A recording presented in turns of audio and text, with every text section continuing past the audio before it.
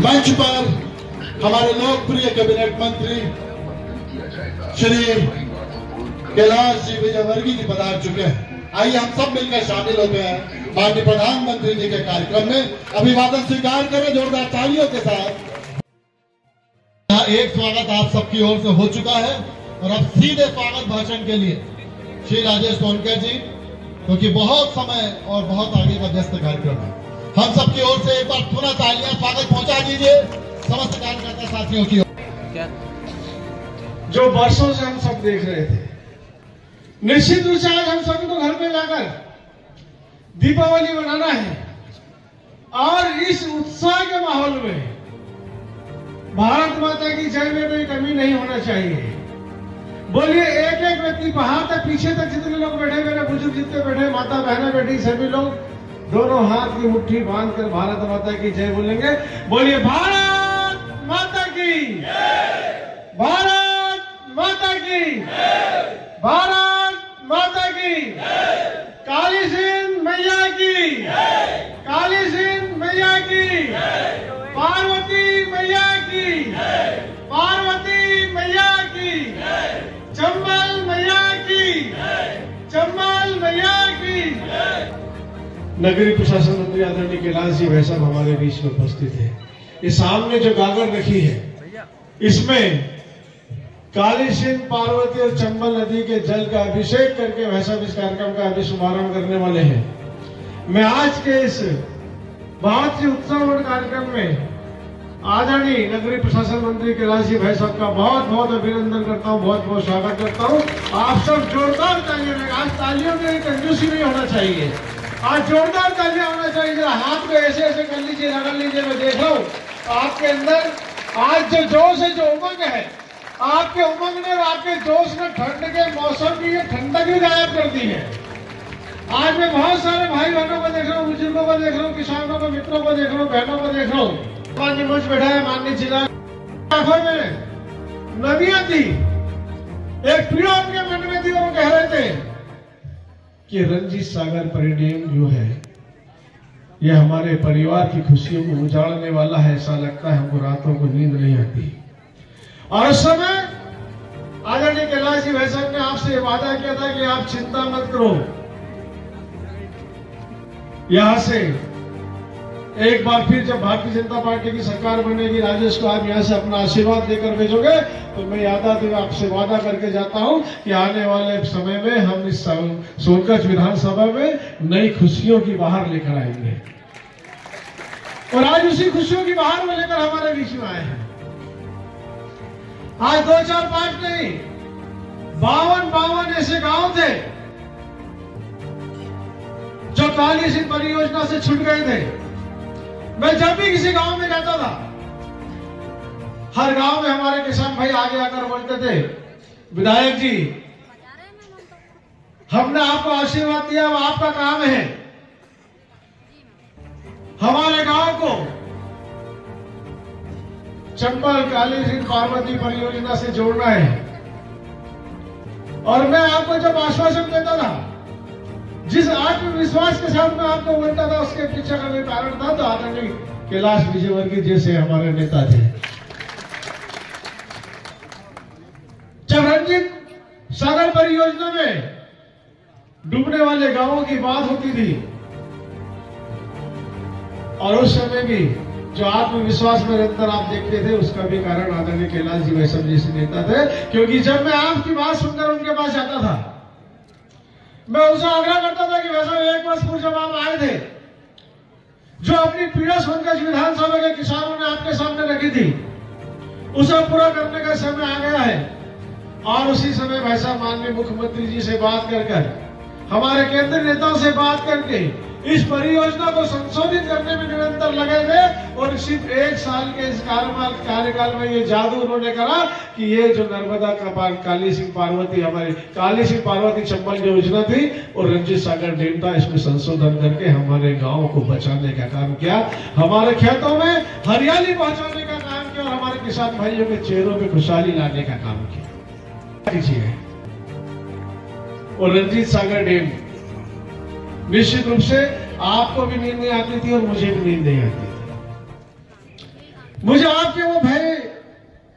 चेहरे दिखते थे, वो जो डर आपके अंदर था कि हमारे 66 गांवों का क्या होगा।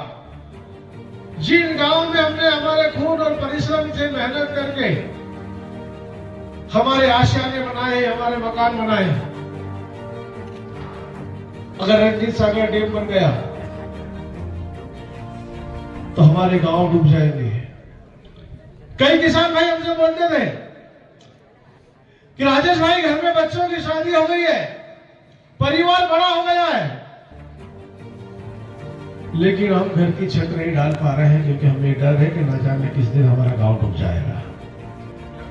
मकान बनाने की आवश्यकता है, हमको कमरे बनाना है, इतना पैसा तो हमारा परिश्रम का हमने लगा दिया मकान बनाने में, लेकिन बच्चा कुछ भी अगर लगा दिया और ये गांव हमारा डूब गया तो हमारे बच्चों के भविष्य का क्या होगा। और आज मुझे आपको बोलते हुए इस बात की प्रसन्नता हो रही है, गर्व भी हो रहा है कि आज इस कार्यक्रम में हम लोग बैठे हैं, ये रणजीत सागर परियोजना जो थी हमारी, इसके अंदर संशोधित करके अब हमने हमारे पूरे 66 गांवों को सुरक्षित कर लिया। अब एक गांव भी हमारा डूबने वाला नहीं है। अब हमारे बुजुर्गों को बेबस होकर आंसू बहाने की आवश्यकता नहीं पड़ेगी। अब हमारे गांव में अफरा तफरी नहीं बचने वाली है। अब हमारे गांव के बच्चों का भविष्य अंधकार में नहीं होने वाला है, क्योंकि ये नरेंद्र मोदी जी की सरकार है, ये मोहन यादव जी की सरकार है, ये आदरणीय कैलाश विजयवर्गीय जी की सरकार है, और ये घर को आबाद करने वाली सरकार है, घर को बर्बाद करने वालों की सरकार नहीं है। और इसीलिए ये खुशियां आज आपके बीच में लेकर आदरणीय कैलाश जी आए हैं। मुझे एक बात आपको बताते हुए थोड़ा दुख भी हो रहा है कि जब हमारे गांव में खुशियां बन रही हैं, जब हर्षोल्लास का माहौल है, तब कुछ ऐसे भाई लोग व्हाट्सएप चला रहे हैं जिन्होंने इस देश की आजादी के बाद 60 साल तक इस देश में राज किया है, और इन 60 सालों में किसान भाइयों की खुशियों पर जिन्होंने डाका डाला है, आज भी उनके पेट का दर्द कम नहीं हो रहा है। वो लगातार व्हाट्सएप पे बोल रहे कि ऐसा तो हो नहीं सकता कि कोई डैम बने और गांव नहीं डूबे। आज भी वो आपके गांव के डूबने का सपना देख रहे हैं, और मैं उनको बता देना चाहता हूं कि हम रास्ता निकालने वाले लोग हैं। रणजीत सागर डैम बनेगा, लेकिन घर एक भी नहीं डूबेगा। क्यों? क्योंकि रणजीत सागर डैम के बनने से जो पानी का ओवरफ्लो होने वाला था, जो गांवों में घरों में पहुंचने वाला था, अब हमने 4 बैरेज वहां से बना दिए हैं। अब रोशनाबाद बैरेज के माध्यम से, अब कराड़िया माहौर के माध्यम से, बुदासा के माध्यम से, राजा नल तालाब के माध्यम से अब ये पानी हमारा साइड में से डाइवर्ट होकर डैम पर चला जाएगा, और हमारे गांव पूरे की पूरे उसी तरह सुरक्षित रहेंगे। और अब मैं इसीलिए आपसे, आदरणीय कैलाश जी भाई साहब हमारे बीच में हैं, मैं उनको बुला रहा हूं, लेकिन इस उत्साह के साथ में मैं बोलूंगा हमारे गांव काली सिंह परियोजना से जुड़ गए। आपको बोलना है जुड़ गए हैं। डूबने से और आशीर्वाद में कोई कमी नहीं है। वो आयो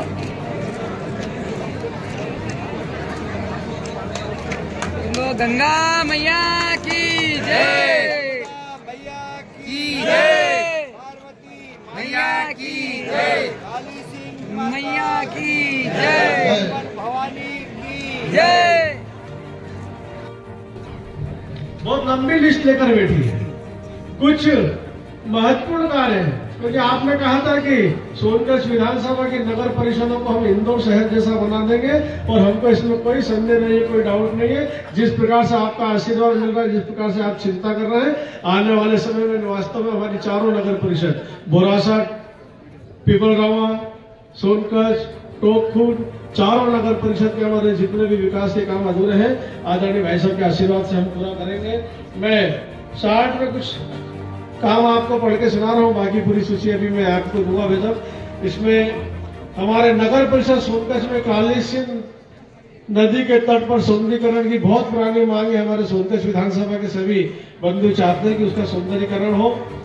साथ में नगर परिषद सोनकच्छ में विभिन्न वार्डों में SDRF नाले का निर्माण हो, टोंकखुर्द नगर परिषद में स्टेडियम का निर्माण हो। हमारे युवा साथियों के नृत्य स्टेडियम की बहुत लंबे समय से मांग है। नगर परिषद टोंकखुर्द के वार्ड क्रमांक 6 में शमशान घाट एवं सौंदर्यीकरण, सभागृह और भवन, ट्यूबवेल खनन, इसकी भी बहुत ज्यादा आवश्यकता है। नगर परिषद पीपलरावा के वार्ड क्रमांक 1 में मुक्तिधाम के विकास कार्य, नगर परिषद पीपलरावा के वार्ड क्रमांक 2 में मुक्तिधाम में टीन शेड निर्माण, नगर परिषद पीपलरावा में वार्ड क्रमांक 14 में मुक्तिधाम के जीर्णोद्धार, नगर परिषद पीपलरावा को डिजिटल परिषद बनाने का हमारे नगर परिषद के अध्यक्ष बहुत समय से प्रयास कर रहे हैं और मैं समझता हूँ कि आपके आशीर्वाद से निश्चित रूप से डिजिटल परिषद हम बनाएंगे। आदरणीय भाई साहब, नगर परिषद मोरासा के वार्ड क्रमांक 1 जो राजेंद्र नगर और वार्ड क्रमांक 2 संजय नगर है, यहाँ की एक बड़ी समस्या है। यहाँ के जो हमारे नागरिक, हमारे जो मतदाता है, वो अपने वोटों का उपयोग तो नगर परिषद के चुनाव में करते हैं, लेकिन उनको नगर परिषद में की सुविधाएं से वो वंचित रहते हैं, उसको सुविधाओं से जोड़ा नहीं गया है, इसलिए वो नगर परिषद का भी लाभ नहीं ले पा रहे और ग्राम पंचायतों का भी लाभ नहीं ले पा रहे हैं। तो कृपया आप इस पर ध्यान देंगे तो निश्चित रूप से इसको नगर परिषद में जोड़ने की हमारी मांग है। साथ में नगर परिषद भोरासा में स्टेडियम निर्माण, नगर परिषद कार्यालय भोरासा के प्रथम तल का निर्माण, ये कुछ प्रमुख मांगे हैं और बाकी शेष मांग मैं भी आपको देने वाला हूँ। मैं एक बार फिर आप सबसे आग्रह करता हूँ कि आप सब अपने स्थान पर बैठे बैठे दोनों हाथ ऊंचे करके और तालियां बजाकर आदरणीय आप स्वयं की, नर्मदा मैया की, राघवेंद्र सरकार की, हनुमान जी महाराज की। आप सब लगभग 4 घंटे से बैठे हुए हैं।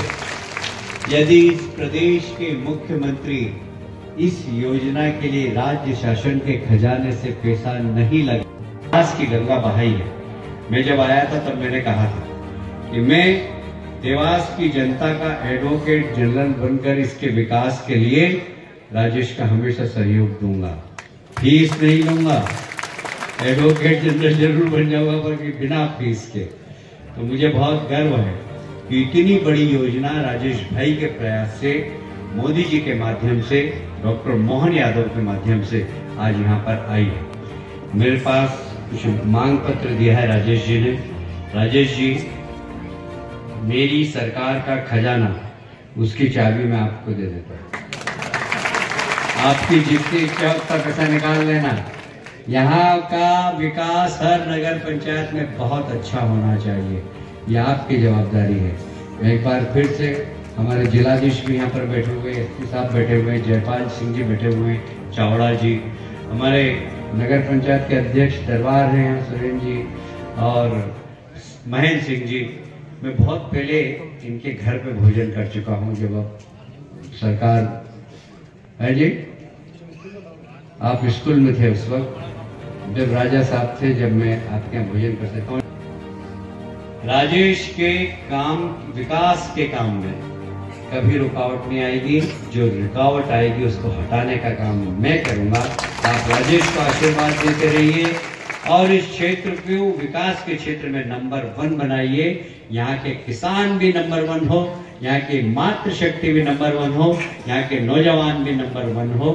यही निवेदन करते हुए अपनी बात समाप्त करता हूँ। बोलिए भारत माता की, भारत माता की।